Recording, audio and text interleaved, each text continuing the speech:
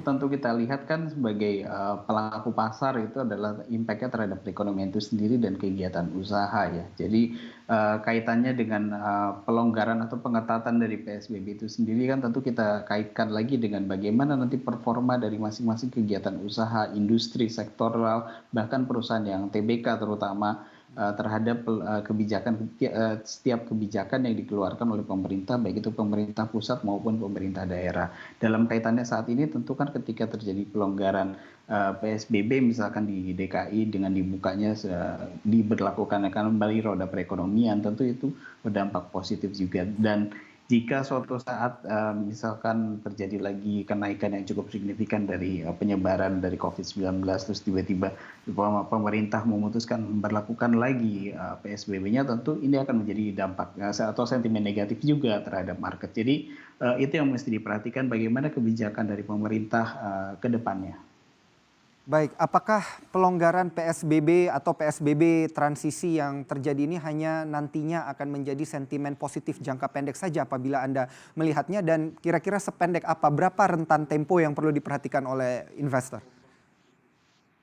Ya, untuk saat ini memang katalisnya lebih bersifat sentimen positif jangka pendek ya. Walaupun saya lihat memang apakah memang sentimen negatifnya sudah fully absorb di pasar, saya lihat sudah, karena kalau kita lihat penurunan IHSG yang secara year to date itu turun sekitar 20%-an, itu memang secara valuasi juga sudah terdevaluasi dan sekarang sudah terprice in sebenarnya sentimen negatifnya. Jadi kalau katakan apakah ada potensial downside untuk jangka pendek atau jangka menengah, masih ada, tapi apakah downside-nya akan dalam sekali seperti awal tahun, sepertinya tidak.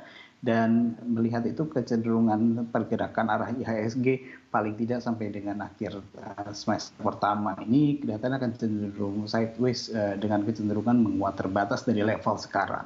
Untuk penurunan downside-nya sendiri memang saya melihat downside saat dari level sekarang cukup terbatas, itu di kisaran 4.800, dengan upside-nya itu di kisaran 5.150.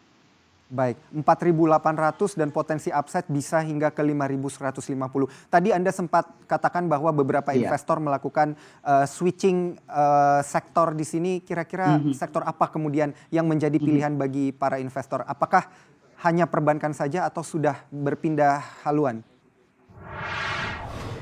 Ya, untuk variatif ya. Saya lihat memang beberapa sektor seperti sektor properti hari ini terkena profit taking, dan saya melihat kecenderungan investor pindah ke sektor consumer dan industri agriculture, terutama untuk pertambangan.